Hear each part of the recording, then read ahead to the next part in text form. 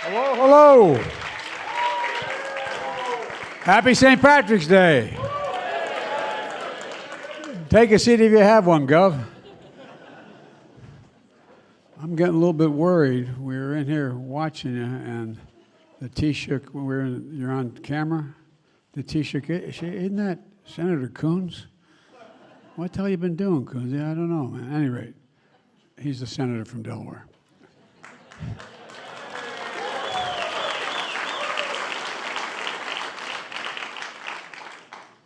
As the great-great-grandson of the Blewitts of County Mayo, and several are here today, and the Finnegans of County Louth, who boarded coffin ships across the Atlantic more than 165 years ago, as a proud son of Catherine Eugenia Finnegan Biden, I wish you all a very, very happy St. Patrick's Day.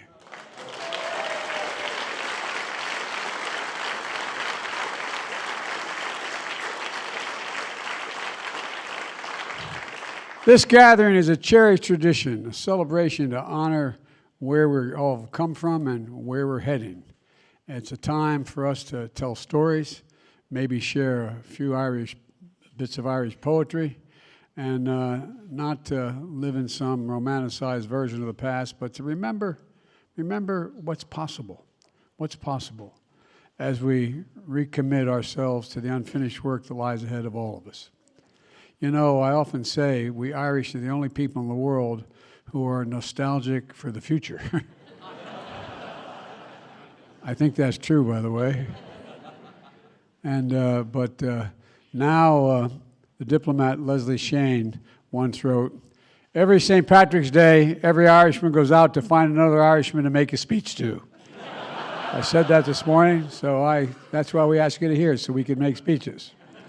Luckily, we don't have to go too far today. You know, Taoiseach, it's been wonderful to welcome you to the White House and spend some time with you and Matthew today. And it's always a moment of great unity here in Washington. And I mean that sincerely. I've been doing this for a few years, and it never ceases to please me how committed so many people are. Democrats and Republicans alike share deep respect and love of Ireland, as you saw this morning, this early afternoon up in Capitol Hill this afternoon. Many of my good friends in Congress on both sides of the aisle are here today, including the former Speaker of the House, Nancy Pelosi, a good Irish lady.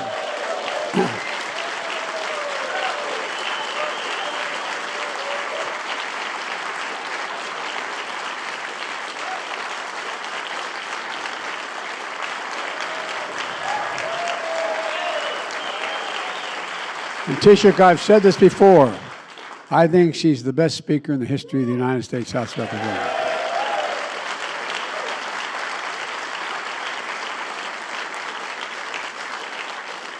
Members of my cabinet are here. Our Ambassador Ireland, Claire Cronin from Boston, Massachusetts here. She's in Dublin. Claire?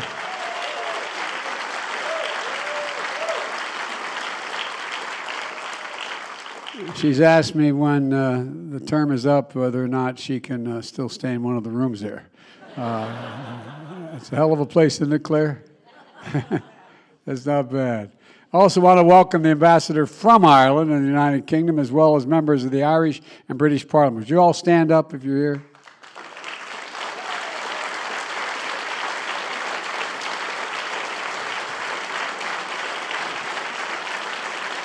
Welcome, welcome, welcome.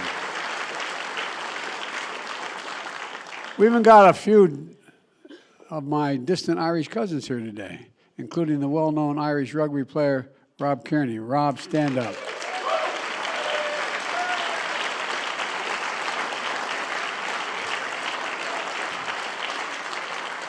I want to see you after this, pal. You know, Rob, I expect we know, and this is no offense to anyone, but who in the room we're rooting for in the Grand Slam match between Ireland and England? Not. I'm looking forward to that. At any rate. And one of the more special guests is here today is Morris Barron. Morris grew up on the Emerald Isle, fell in love with his wife, Candice, and in New York City, and they got married the same chapel that Jill and I got married in, my wife Jill and I, in New York. Not long afterwards, their baby daughter Ava was born. She was diagnosed with a rare form of cancer. They were told the odds of her survival were only 5%. But as it was a long, hard treatment, but Ava never quit fighting. And in those hardest days, Morris found comfort in reading a book my wife had written about our family's cancer journey with our son and others. And when Ava was finally declared cancer-free, Morris wrote me a letter that said, quote, "Your strength gave me strength." And he and his wife were Jill's guest at the State of the Union this year to share our message of faith and hope for the world. And it's good to welcome him back to the White House. Where are you, pal? Thank you, pal. Thank you.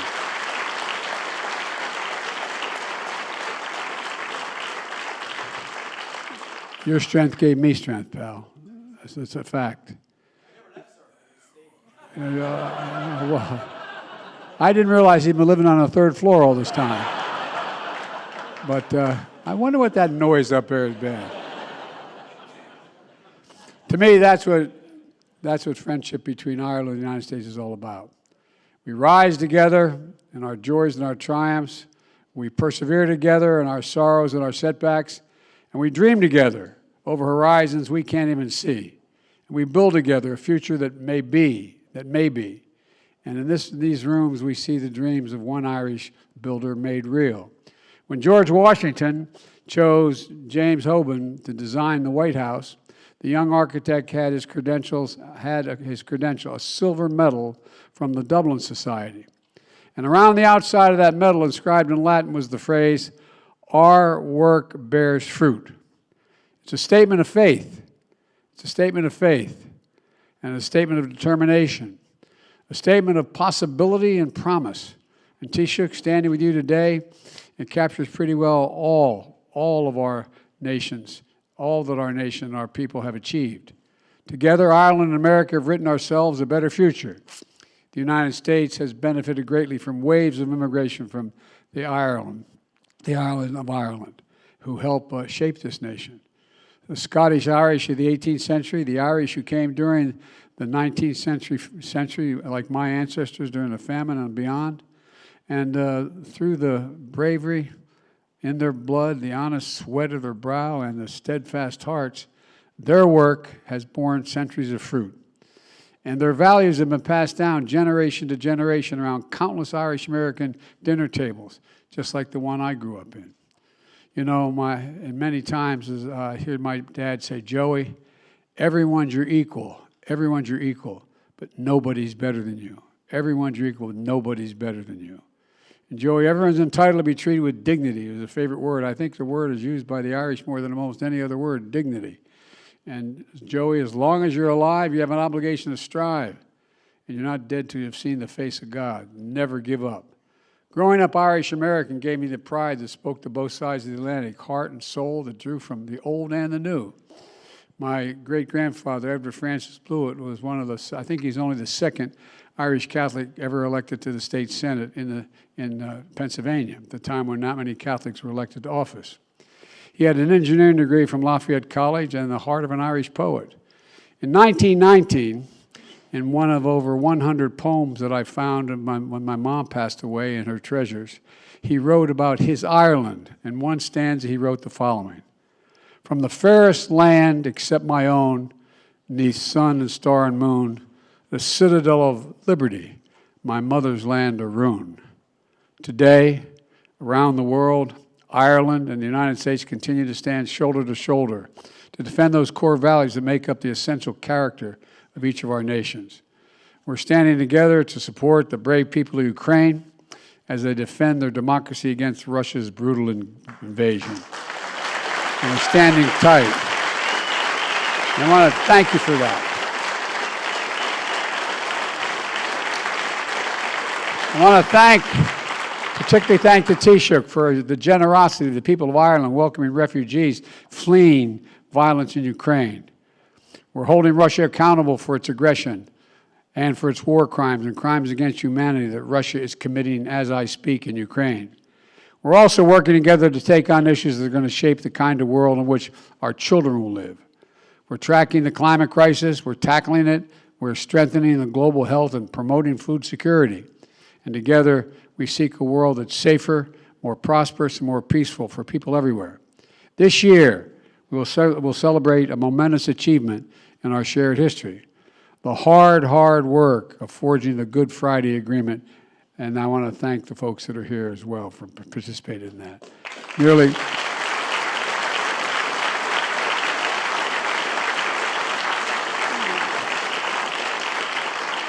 25 years ago, it seems hard to believe it's been that long, 25 years ago, delivered the decades of peace and prosperity for all the people of Northern Ireland.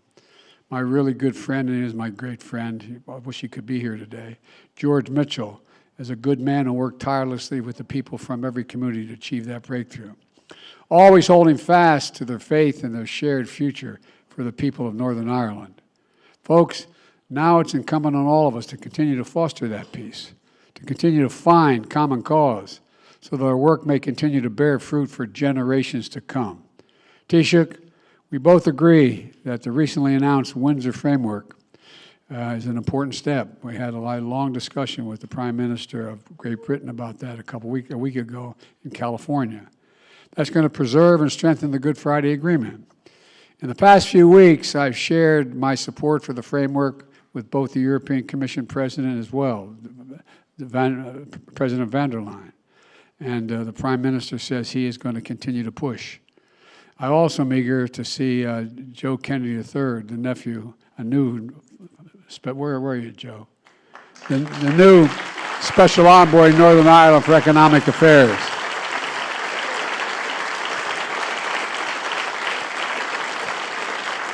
Doing a good job, Joe. Getting down to work with all the communities in Northern Ireland to help realize their extraordinary economic potential.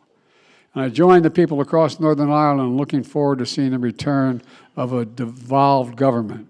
Democrats sharing power and governance is the heart of the Good Friday Agreement. And I want to recognize 5 Northern Irish political party leaders who are here today. Gentlemen, would you please stand? And ladies. Sorry.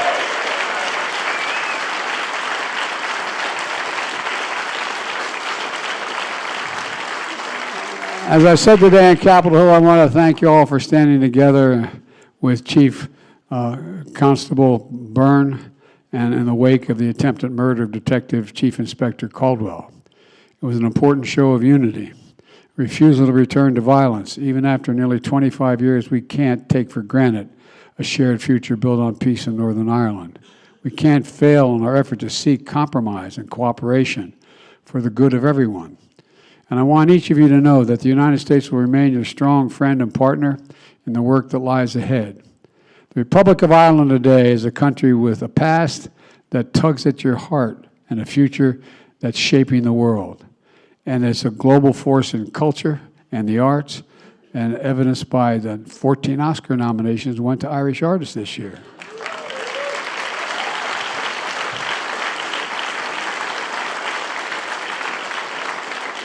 But I think the most important thing is a voice for moral leadership in the world stage. It's a driver of the economic and technological development of our world, and there's no limit to where the partnership between our nations can take us. Let me end with this. Everything between Ireland and the United States runs deep.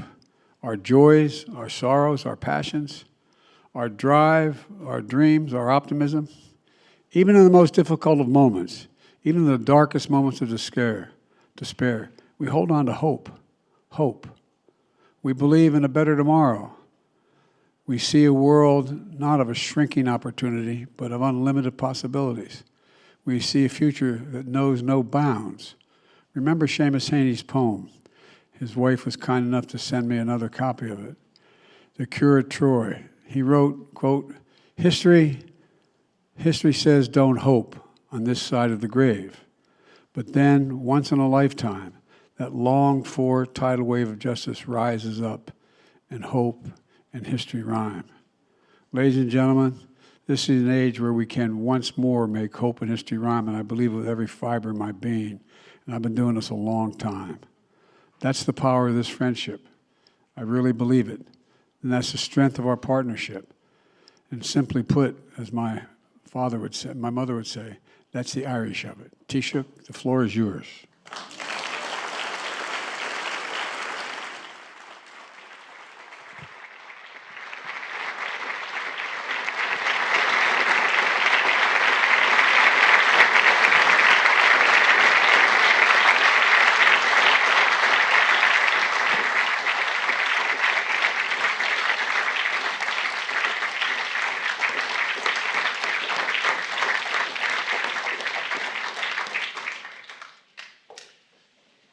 Mr. President, Madam Vice President, Second Gentleman, Senators, Representatives, ladies and gentlemen.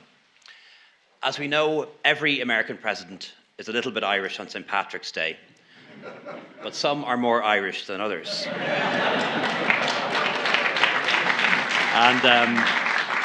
I think it's fair to say that today we're celebrating our National Day with a president who is unmistakably a son of Ireland.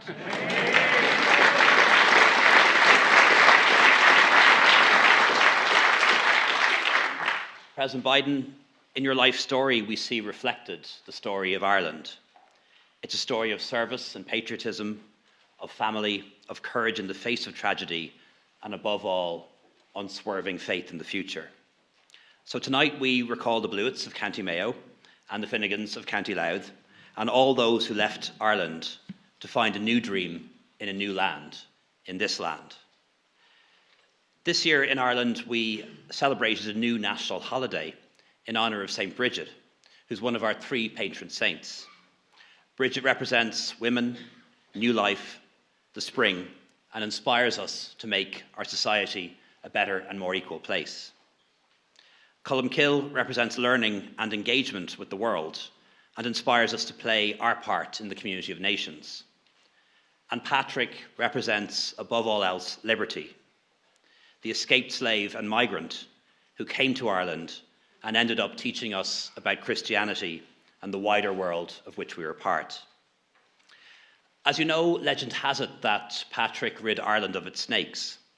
But we know now that there were no actual snakes in Ireland at the time, or at least there is no evidence of there ever having been any snakes at that particular time.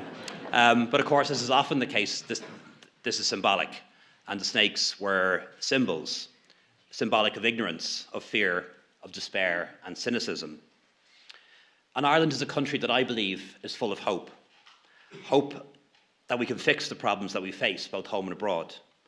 And full of hope for what we can achieve by working together with each other and our friends.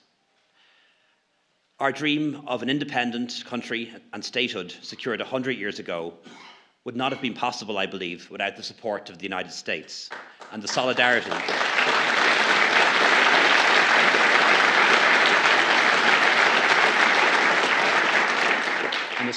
of so many Irish Americans down the generations who helped us to achieve our national self-determination. Next month, as you all know, we mark the 25th anniversary of the Good Friday Belfast Agreement. It could never have been achieved without the steadfast support and commitment of President Biden and so many others who are here in this room today.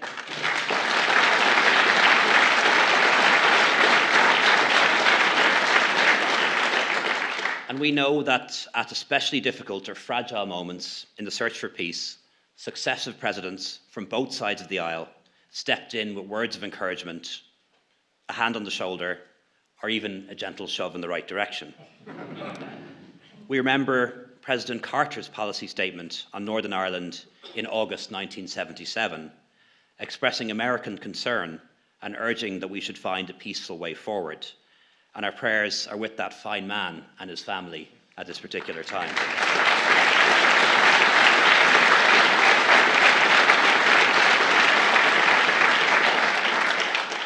President Ronald Reagan spoke of finding a just and peaceful solution, knowing that justice and peace went together, on St. Patrick's Day in 1981, a phrase that was echoed by President Bill Clinton in Derry's Guildhall 14 years later.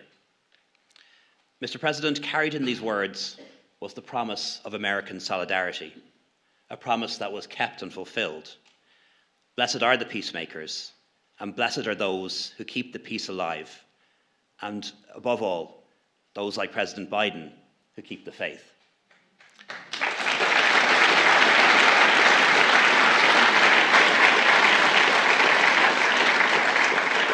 And so this year, as we mark that anniversary, we look to the future and all that still needs to be done.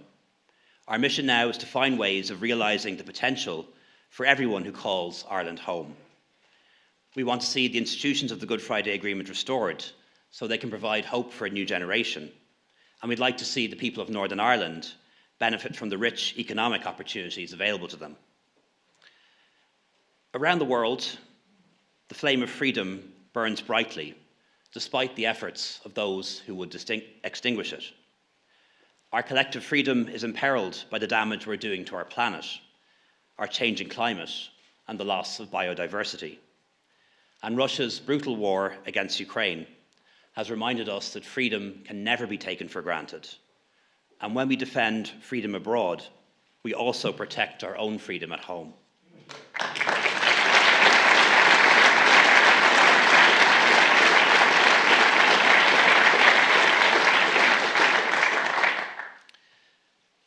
To honour the many generations of Americans who helped make our dream of freedom a reality, and as a permanent reminder of the strong and everlasting relationship between our two countries, earlier on today I brought a special gift from Ireland this year.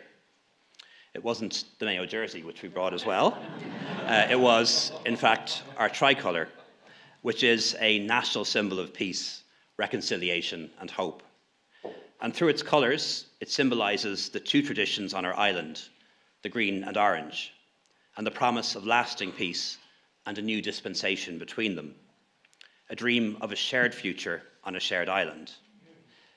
This special flag, which I presented to President Biden earlier, was flown just once before at an event in Waterford to mark the 175th anniversary of the first flight of our flag in Ireland.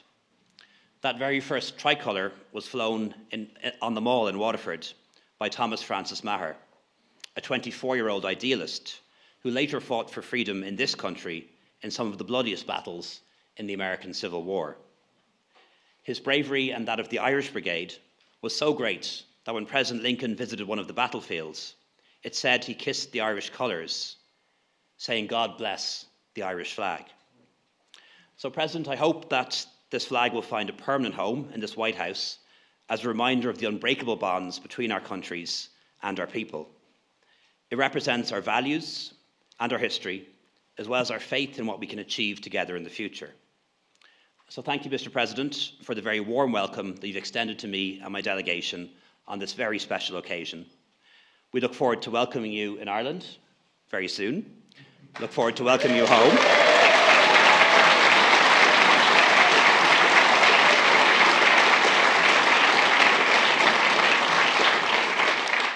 And I know that you'll be received with open arms and the very warmest of hearts.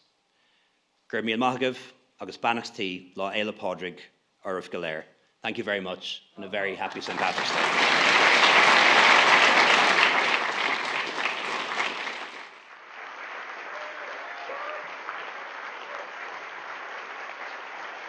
Well, you sure and hell didn't seem nervous to me.